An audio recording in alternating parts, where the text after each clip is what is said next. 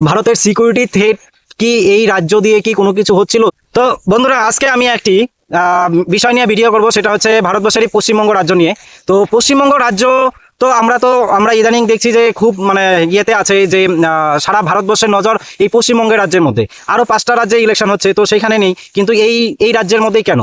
তো এই রাজ্যটা কেন এখানে কি দীর্ঘ 15 বছর যাবত এর আগে যেমন বামফ্রন্ট আমলে ছিল, তার পরবর্তীতে টিএমসি সরকার আসলো। তো তার পরবর্তীতে যে এই যে সরকার এখন এই বিজেপি সরকারের যে ইচ্ছা তারা এখানে আসবে, তো সেই যাই হোক, আমি যখন ভিডিওটা করছি তখন রেজাল্ট আউট হয়নি, সেটা আলাদা বিষয়। তো আমি কেন আজকে এই ভিডিওটা করলাম, সেটা কি ভারতবর্ষের জন্য কি কোনো সিকিউরিটি থ্রেট হচ্ছিল পশ্চিমবঙ্গ দিক দিয়ে? কেন বললাম বিজেপি ভারতীয় জনতা পার্টি, তার কি একটা বিজেপির কি এখানে এই পশ্চিমবঙ্গ জেতার পিছনে কি শুধু কি এইটাই কারণ যে ক্ষমতা, যেমন আরো অন্যান্য রাজ্যে ক্ষমতায় আছে? হ্যাঁ, ভারতবর্ষের যতগুলো রাজ্য আছে তার মধ্যে অনেকগুলোতে, বেশিরভাগ রাজ্যেই কিন্তু বিজেপি ক্ষমতায় আছে। তো এই রাজ্যটাও ক্ষমতায় নিতে চাচ্ছে, সেটা কি শুধু কি ক্ষমতার জন্যই, নাকি এর পিছনে অন্য কোনো কারণ আছে? ভারতের সিকিউরিটি থ্রেট কি এই রাজ্য দিয়ে কি কোনো কিছু হচ্ছিল, যেটা হয়তো আমরা সামনের দিকে জানতে পারছি না, কিন্তু অভ্যন্তরীণ দিক দিয়ে কিন্তু বা ভূরাজনৈতিক দিক দিয়ে কি এটার কি কোনো প্রভাব আছে পশ্চিমবঙ্গের এইখানে? হ্যাঁ, অবশ্যই আছে। একটা খুবই গুরুত্বপূর্ণ আজকের এই ভিডিওটি হতে চলেছে। তো সবাই একটু মনোযোগ সহকারে দেখবেন, তার কারণ হচ্ছে আমি যে টপিক নিয়ে আজকে ভিডিওটা করছি সেটা হলো ভারতবর্ষের সিকিউরিটি থ্রেট। হ্যাঁ, পশ্চিমবঙ্গ ভারতবর্ষের সিকিউরিটি থ্রেট। কেন সিকিউরিটি থ্রেট হচ্ছে? তার কারণ আমরা বিগত যে এর আগে যে পশ্চিমবঙ্গে যে মুখ্যমন্ত্রী ক্ষমতা থাকাকালীন অবস্থায় কিন্তু আমরা অনেক কিছু বেমিল পেয়েছি, যেটা কিন্তু ভারত এক প্রকার বলা চলে ভারতের হিতে কোনো কিছুই হচ্ছে না। হ্যাঁ, ভারতের স্বার্থে কোনো দিক দিয়ে হচ্ছে না। এমনকি ভারতের যে এই পশ্চিমবঙ্গের যে মুখ্যমন্ত্রী ভারতের সেনাবাহিনীকেও সম্মান দিচ্ছিল না, বিভিন্ন ধরনের গালিগালাজ করছিল, ঠিক আছে, গুন্ডা আরো অনেক কিছু কথা বলেছে, সেগুলো আমি আনলাম না। তো তার মধ্যে আরেকটা জিনিস হচ্ছে যে প্রধানমন্ত্রীকে বা স্বরাষ্ট্রমন্ত্রীকে বিভিন্ন ধরনের ব্যঙ্গাত্মক ভাবে কথা বলেছে। তো এগুলো বলেছে, এটা বলাটা কি একজন রাজ্যের প্রধান, তার মুখ থেকে কি এমন ধরনের কথা যদি বের হয়, তাহলে যে রাজ্যের যে সাধারণ যারা নাগরিক আছে তাদের রিয়েক্টটা কি হতে পারে? এমন একটা পরিস্থিতি হচ্ছিল, কি বলবো, যে দেশের অভ্যন্তরে কথাটা অপ্রিয় সত্য এবং বাস্তব কথা, এমনই একটি পরিস্থিতি হয়েছিল। এবং কিছু কিছু জায়গায় দেখা গেছে যে রাজ্য সরকারকে বলা হয়েছে যে সুপ্রিম কোর্ট, ভারতের যে কোর্ট, সুপ্রিম কোর্ট, এই সুপ্রিম কোর্টের যেটা নিয়ে আছে নির্দেশিকা, সেই নির্দেশিকাকেও এতটা মান্যতা দেয় না, বরঞ্চ আরো এই জিনিসটাকে ডিলেমি করে, অনেক ইয়ে করে, সেই জিনিসগুলো কিন্তু আমরা দেখেছি। অনেক কিছুই হয়েছে সেই আমাদের এই বর্তমান যে রাজ্য সরকার আছে তার আমলে, কিন্তু অনেক কিছুই হয়েছে যেগুলো দেশ বিরোধীর জন্য যথেষ্ট। কথাগুলো শুনতে খারাপ লাগলেও কিন্তু এটাই বাস্তব, ঠিক আছে? কেন হচ্ছিল আর কেন বিজেপি এই জায়গায় পশ্চিমবঙ্গে ক্ষমতায় আসতে চাচ্ছে? ক্ষমতায় আসার পিছনে, এর পিছনে ভূ রাজনৈতিক দিক দিয়ে বা অন্য কোনো কিছু সিকিউরিটি থ্রেট বা এই সমস্ত বিষয় কি সত্যিই কি আছে? এটাই কি ক্ষমতায় আসা, সেটাই কি আসল লক্ষ্য, নাকি ভারতবর্ষের ইন্টারনাল সিকিউরিটির জন্য থ্রেট হয়ে যাচ্ছিল, তার জন্যই পশ্চিমবঙ্গে বিজেপি ক্ষমতায় আসতে চাচ্ছে? এবং সেখানে তারা কি কি করতে পারে সেগুলো তো বলেছিল, এনআরসি, সিএএ, আরো অনেক কিছু করবে। হ্যাঁ, তো সিএএ যদিও লাগু হয়ে গেছে, তো এনআরসি বা এই যে এসআইআর হলো, তো এগুলো কি প্ল্যান বি ভারতের?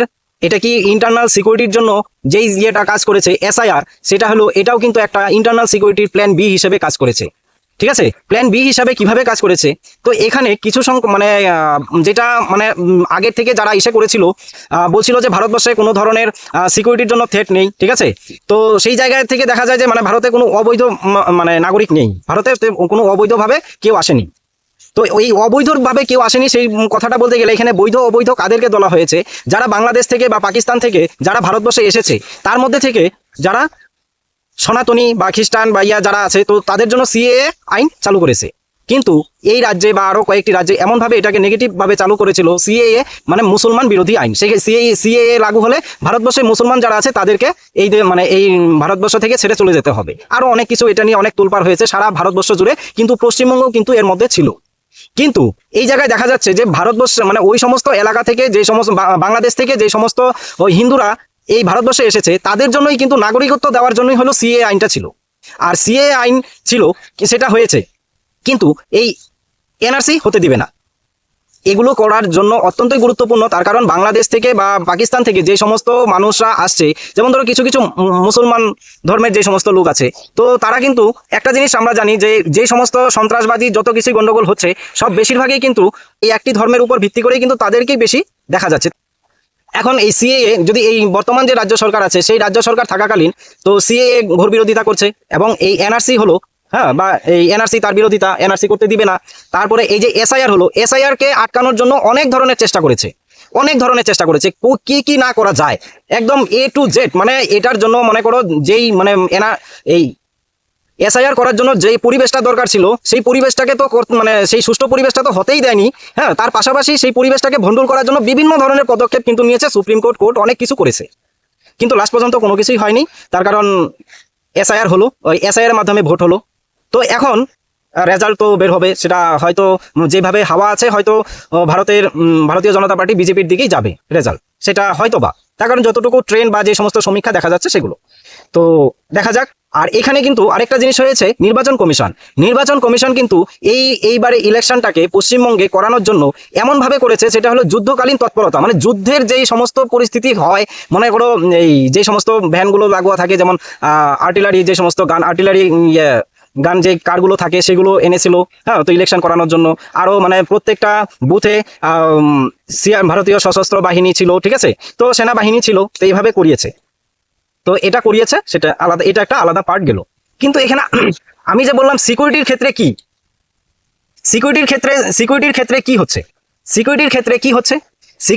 এটাই হচ্ছে যে ভারতবর্ষের ইন্টারনাল সিকিউরিটির জন্য কেন থ্রেট হয়েছিল, আমি এটা কেন বলেছিলাম, তার কারণ হচ্ছে এই জায়গাটায় কিন্তু সীমান্তের কাঁটাতার ও অনুপ্রবেশ খুবই গুরুত্বপূর্ণ একটি পয়েন্ট। তার কারণ হলো ভারতের সাথে বাংলাদেশে প্রায় 2216 কিলোমিটার, হ্যাঁ, সীমান্ত পশ্চিমবঙ্গের, এবং স্বরাষ্ট্র মন্ত্রক কিন্তু রিপোর্ট অনুযায়ী সেটা MHA রিপোর্ট অনুযায়ী সেটা তো রাজ্যের অনেক জায়গায় জমি অধিগ্রহণের সমস্যার কারণে কিন্তু সীমান্তে কাঁটাতার দেওয়া আর অনেকটাই কিন্তু মানে কাজ দেওয়া, মানে সেই কাঁটাতার দিতে পারছিল না। তো সেটার জন্য কিন্তু কোর্টের দ্বারস্থ হতে হয়েছে। তো তারপরে বিভিন্ন আছে বিপদ, কি বিপদ আছে, গোয়েন্দাদের দাবি এই ফাঁক দিয়ে অনুপ্রবেশ ঘটছে, যা দেশের জনজাতিত্ব বা কাঠামো বদলে দিচ্ছে, বা পরিবেশটাকে বদল হয়ে যাচ্ছে। তো এই বাংলাদেশ থেকে ক্রমাগত মানুষ এখানে আসছে। আর তার মধ্যে কি গরু পাচার, তারপরে হচ্ছে সোনা পাচার, হ্যাঁ, তো জাল নোট কারবার কিন্তু ভারতের অর্থনীতির জন্য কিন্তু বড় চ্যালেঞ্জ হয়ে দাঁড়িয়েছিল। হ্যাঁ, তো এখানে কিন্তু আরেকটা জিনিস, উগ্রপন্থা বা জঙ্গি সংগঠনের সক্রিয়তাও কিন্তু গত কয়েক বছর যাবৎ কিন্তু পশ্চিমবঙ্গের বিভিন্ন জেলায়, যেমন মুর্শিদাবাদ, বর্ধমান, বীরভূম, ঠিক আছে, তো মালদা, এই সমস্ত এলাকায় কিন্তু বাংলাদেশের নিষিদ্ধ জঙ্গি সংগঠন JMB, আনসারুল্লাহ বাংলা, বিটি এর কিন্তু এই হদিশ কিন্তু এখানে পাওয়া গিয়েছে এই পশ্চিমবঙ্গে, তারা কিন্তু সক্রিয়। তার মধ্যে কয়েকটি ঘটনা ঘটে গিয়েছে, সেটা হচ্ছে যেমন খাগড়াগড় বিস্ফোরণ। তো এটি কিন্তু একটি উদাহরণ ছিল, যা কিন্তু দেখা গিয়েছিল যে এই লোকচক্ষুর আড়ালে রাজ্যের অভ্যন্তরে বোমা তৈরির কারখানা গড়ে উঠেছিল। হ্যাঁ, আর এখানে কিন্তু আমরা কয়েকদিন যাবতীয় কিন্তু কিছু জায়গায় দেখছি, ভারতবর্ষে মানে পশ্চিমবঙ্গের কিছু জায়গায়, কিছু এলাকাতে বোমা তৈরির কারখানা, বোমা ফ্যাক্টরি হয়ে যাচ্ছে।